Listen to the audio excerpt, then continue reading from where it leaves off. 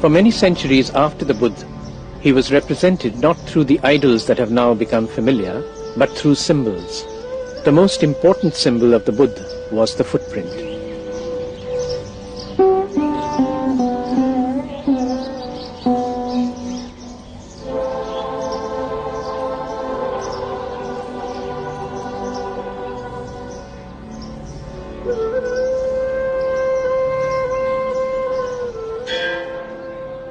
However, in due course, Buddhism was subordinated by what came to be known as Hinduism, and the symbolic footprint of the Buddha at Gaya was declared to be Vishnupad, the footprint of Vishnu, one of the Hindu trinity. It is still worshipped as such in Gaya.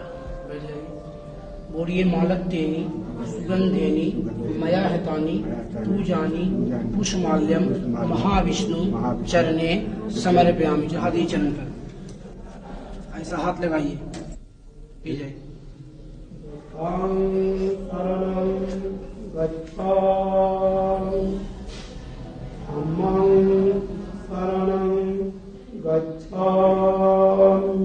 The 6th century BC was a very exciting time in India as well as in the rest of the world. This was the time when Confucianism and Zoroastrianism was taking root in China and Iran respectively. At the same time in India, Buddhism, Jainism, Ajivikas, Charvaks, Lokayats, various types of philosophical and religious systems were coming up. Those must have been surely exciting times for people who cared to think. This flowering of thought, however, had a material context. This was the time when agriculture became the dominant mode of production. Food gathering and pastoralism became confined to tribal enclaves, and food production became much more important. By 1800 BC, the Aryans had settled in the fertile region which comprises today's Punjab and western Uttar Pradesh. Their economy was essentially pastoral, and society was organized on tribal lines. Over the years, they developed an elaborate religious system with great emphasis on rituals and animal sacrifice, of the type that is still performed in the very shadow of the Buddhist caves at Karla in Maharashtra.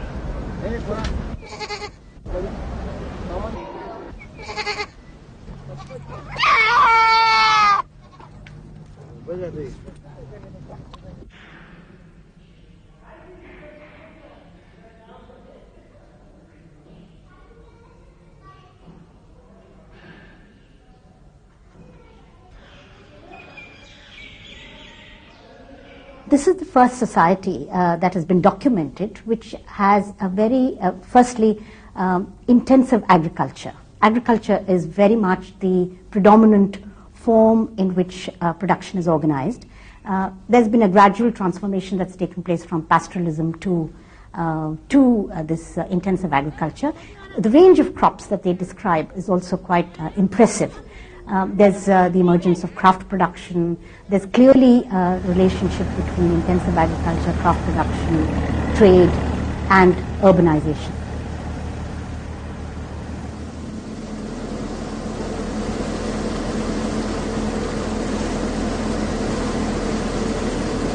The social organization of the Vedic tribes hinged on these rituals, with the Brahmins emerging at the top of the social hierarchy.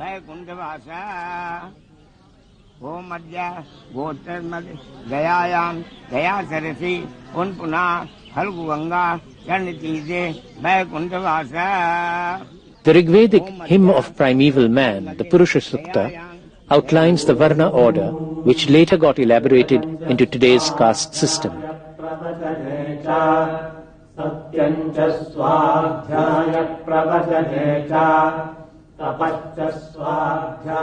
This recitation, recorded at the Center for History and Archaeology of the French Institute of the Far East at Pondicherry, describes the first cosmic sacrifice from which ensued not only the creation but also the social order of four classes: Brahmins, or the priests; Kshatriyas, or the warriors and rulers; Vaishyas, or the peasants and traders; and Shudras, or laborers.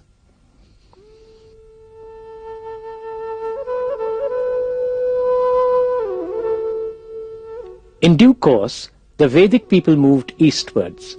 With the discovery of iron, it became possible for them to clear the eastern forests and cultivate newer lands with iron plows. Production increased enormously. Surpluses became immense, and this led to an expansion in trade.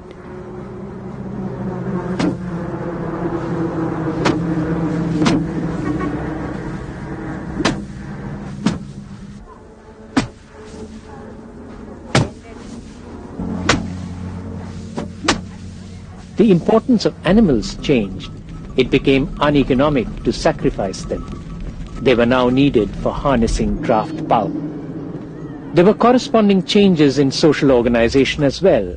When sacrifices became uneconomic, those who organized them also lost their relative importance. Warriors, cultivators, and traders started getting more importance in society, and the Brahmins became mere priests, surviving on the basis of gifts given by their clients. This changing socio-economic situation called for new philosophical systems, and these did arise.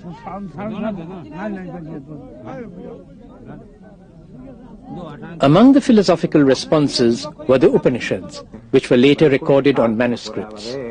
These works had already started recording simple ethics which were quite different from the ritualism of the Vedas. The Brihadaranyaka Upanishad, for instance, tells the tale that when the three descendants of Prajapati, gods, men and demons, asked him for a message, from the sky where he dwelt, he only uttered the syllable da. The gods took da to mean damyata, be self-controlled. The men understood it to be datta, to give. The demons took da to be the beginning of the word dayadhvam, be merciful. And the blessed voice of the thunder ever repeats, da, da, da, a far cry from the ritualistic sounds of animal sacrifice. While spiritualism has been taken to be a characterizing feature of India, there were also strong materialistic schools of philosophy like the Charvaka. Seeing the elaborate funeral rituals performed today, it is difficult to imagine that at the time of the Buddha, Mahavira and the Ajivikas, there existed a powerful Lokayat thought at the popular level.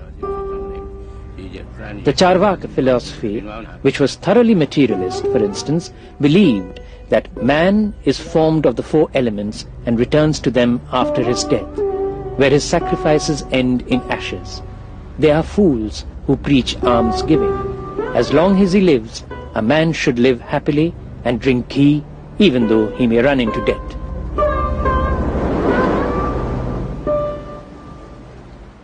Whatever we have of the Lokayatikas or the Charvaks is refracted because we get it in the Brahmanical text. We don't have the authentic voice of the Charvaks themselves, which is obviously a distortion.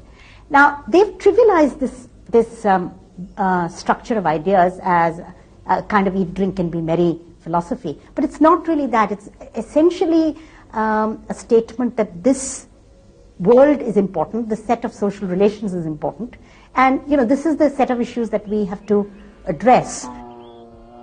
The two most popular and long-lasting of the thoughts of this period, however, were Jainism and Buddhism.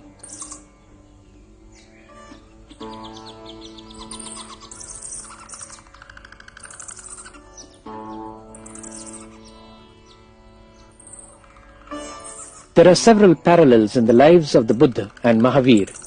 Both were born in tribal republics. Both gave up comfortable lives and took to penance to discover the meaning of existence. And both ended up founding orders which suited the mood of the times. Interestingly, even the sculptural representations of the two are so similar that it is often difficult for the layperson to identify them easily. Mahavir was born about 540 years before Christ in the Lichavi Republic at Vaishali, where this plaque marks his birthplace. At the age of 30, he left his home for a life of asceticism. For over 12 years, Vardhamana wandered from place to place, subjecting his body to austerities of all kinds, including renunciation of even clothing. In the 13th year of his asceticism, he found full enlightenment and nirvana. He became an arhant, meaning worthy, and a jina, meaning conqueror. For 30 years, he taught in the Gangetic kingdoms, patronized by the same kings who also patronized the Buddha.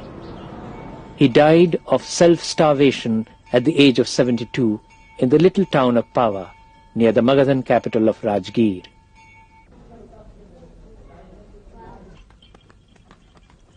It was almost 200 years after Mahavir that the Jains broke up into two sects. Some Jains insisted on retaining the rule of nudity, while others began wearing white garments. Hence arose the two sects of the Jains, the Digambars and the Shvetambars. The division has persisted to the present day. Jainism preached a life of simplicity and frugality, in which acts of violence were particularly to be avoided. No lay Jain could take up the profession of agriculture, since this involved not only the destruction of plant life, but also of many living beings in the soil itself. It was perhaps for this reason that the Jain lay community took largely to trade. As a consequence, they also became relatively prosperous. The splendid Jain temple at Mount Abu bears testimony to the great wealth of medieval Jain laymen.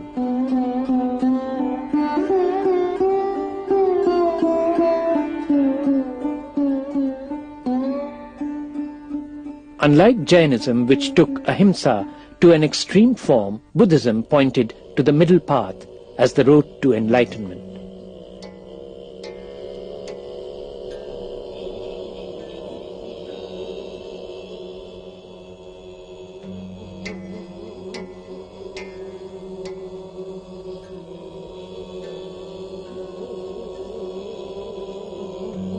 Siddhartha Gautam, who became the Buddha, was born at Lumbini in the tribe of the Sakyans. There is no firm evidence of kingship among the Sakyans, although their chief was elected by rotation. It was this which led to the later fable of the Buddha being born a prince and living in royal luxury.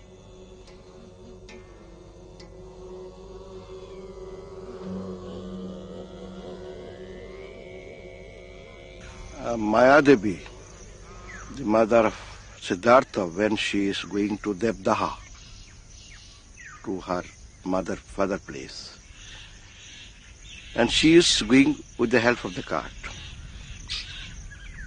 When she reached in Lumbini, she saw the beauty of natural garden of the Lumbini, and it was full of salt trees.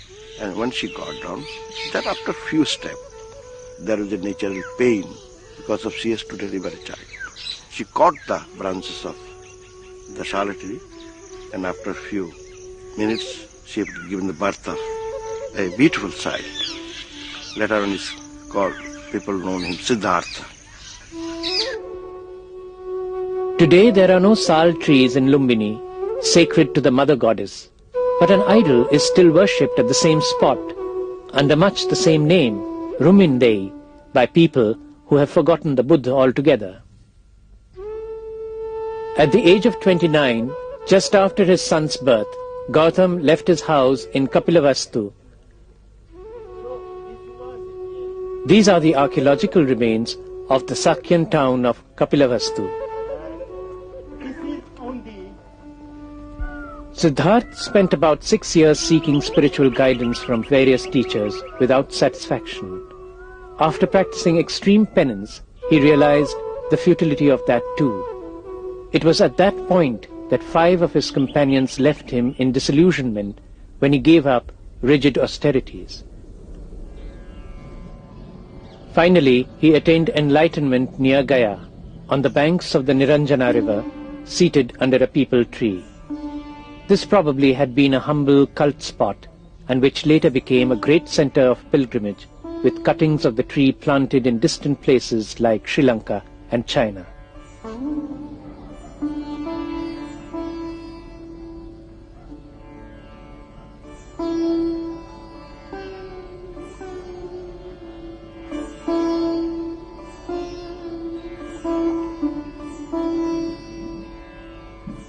The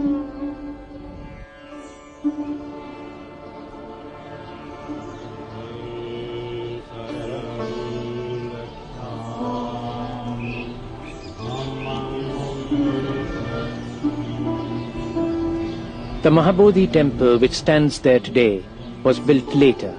It is the oldest temple of the North Indian style and perhaps the oldest living structure in the entire Indian subcontinent.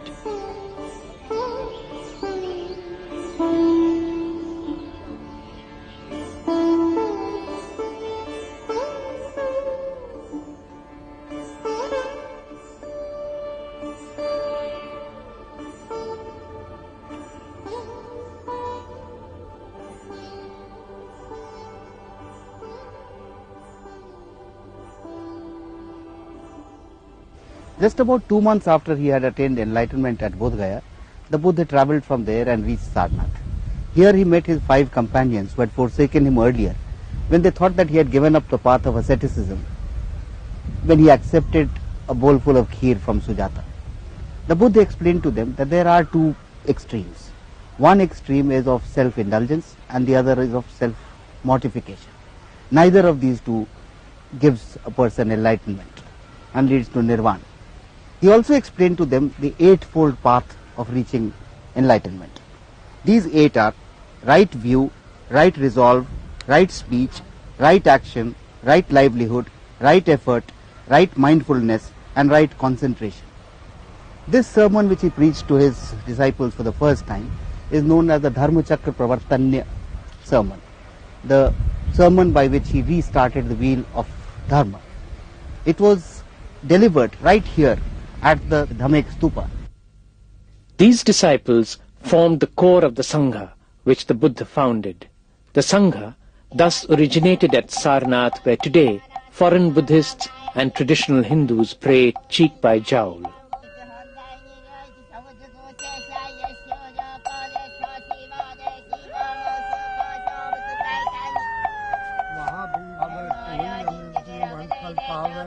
चारु जुग पर ताप तुम्हारा है प्रसिद्ध जगत उजियारा साधु संत के तू रखवारे लखन निरंतर राम दुलारे अर्थ सिद्धि। The remaining 45 years of the Buddha's life was spent wandering on foot, preaching the doctrine of the middle path. The Buddha's travels ranged from Gaya and Rajgir in the east to perhaps as far as Mathura in the west. He spent a lot of time in Shravasti, which was the capital of Koshala. It was at Shravasti that the Buddha is said to have performed the one and only miracle of his life by appearing in 1,000 images in front of his disciples.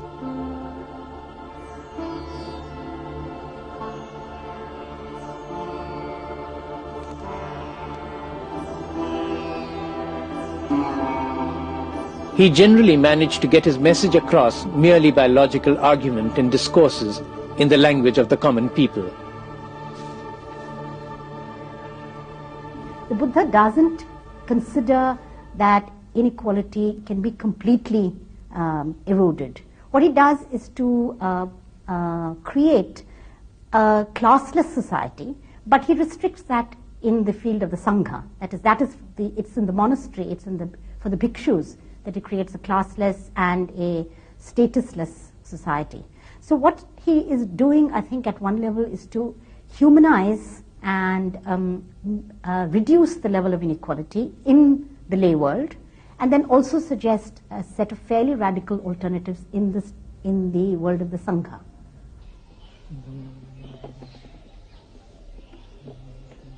The Buddha prescribed regulations for the monks and nuns who belonged to the Sangha, a life of simplicity. A dress code was also prescribed for the Sangha.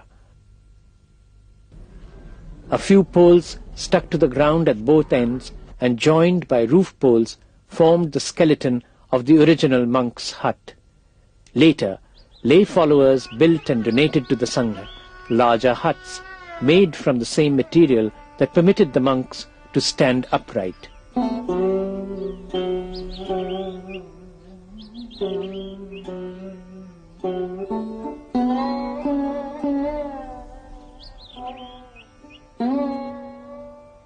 In this way was created the typical Buddhist building style, with a gabled entrance, vaulted roof and round apse.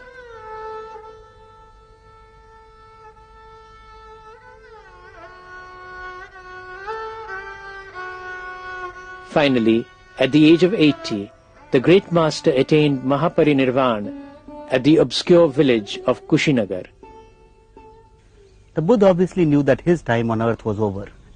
He came towards Kushinagar. About 16 kilometers southeast of Kushinagar, the Buddha and his group were invited to a meal by the smith Chand. Chand was obviously a poor man, and he put together whatever he could to offer a meal to the Buddha. We do not know what the contents of the meal were, but obviously they were not something which were particularly good. However, while the Buddha asked Chand not to serve that meal to his other monks, he himself partook of the meal lest he disappoint the well-meaning smith. Next day, the Buddha took ill and started suffering from an acute bout of dysentery. It was in the sal forests of Kushinagar that the Buddha attained parinirvana, and it was at this site, 1.5 kilometers from there, that the body was cremated.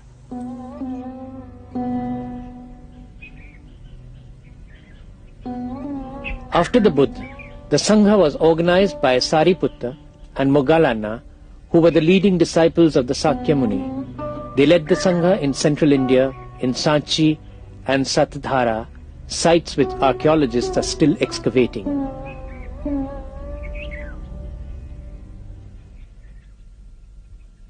The big boost to the order came with state patronage, the high point being under Ashoka, who spread the Dhamma through his edicts carved on pillars and rocks. The doctrine of the Buddha continued to grow because it was eminently fitted to the needs of a rapidly evolving society in India. Indeed, its intellectual and social appeal also took it to distant lands. It lives on among the Tibetans as Lamaism.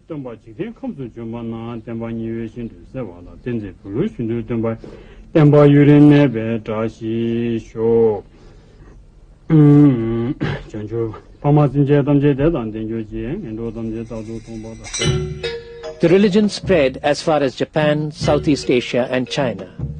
In the land of its birth, however, the Buddhist Sangha soon saw degeneration and schism.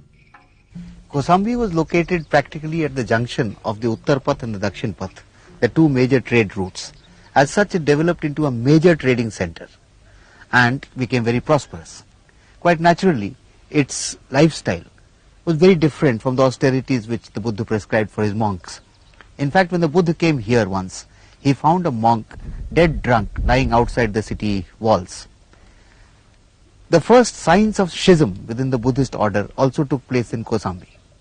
The result was that there were many disputes which were not really solved either by the Buddha himself or in subsequent times. Despite these, as Buddhism spread and grew, however, the Sangha also underwent a transformation and splintered into sects, as many as 18. The two broad sects were the Hinayana and the Mahayana. The former retained a semblance of the practices of austerity and asceticism preached by the Buddha.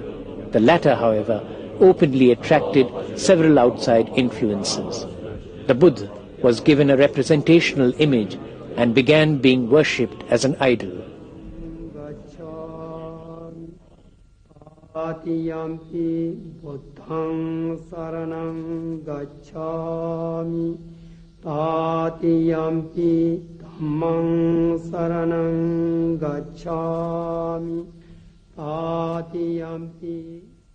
Its incorporation into the Vaishnava tradition, essentially the Bhagavad tradition, it is also a way in which the characteristics of Buddhism get appropriated into Hinduism and also enrich Hinduism to that extent. You know, there is an appeal that the Buddha has, or the appeal that the Buddhist vision has, and the incorporation which is one-sided, which Hinduism organizes, does actually, in a sense, blunt the distinctiveness of Buddhism from Hinduism.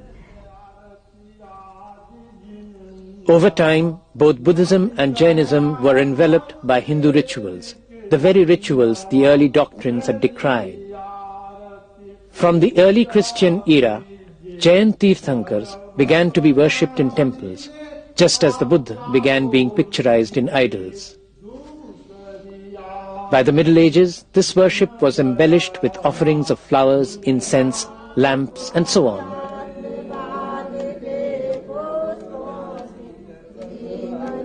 The Jains slowly formed distinct castes in the Hindu social order, and the Buddha himself was appropriated into the Hindu pantheon as the 9th avatar of Vishnu, and even as a god of the little tradition.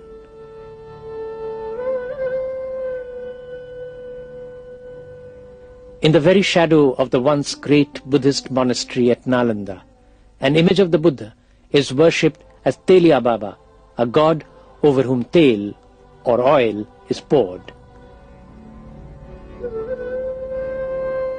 The ritualized worship marks the closing of one phase of the age of enlightenment.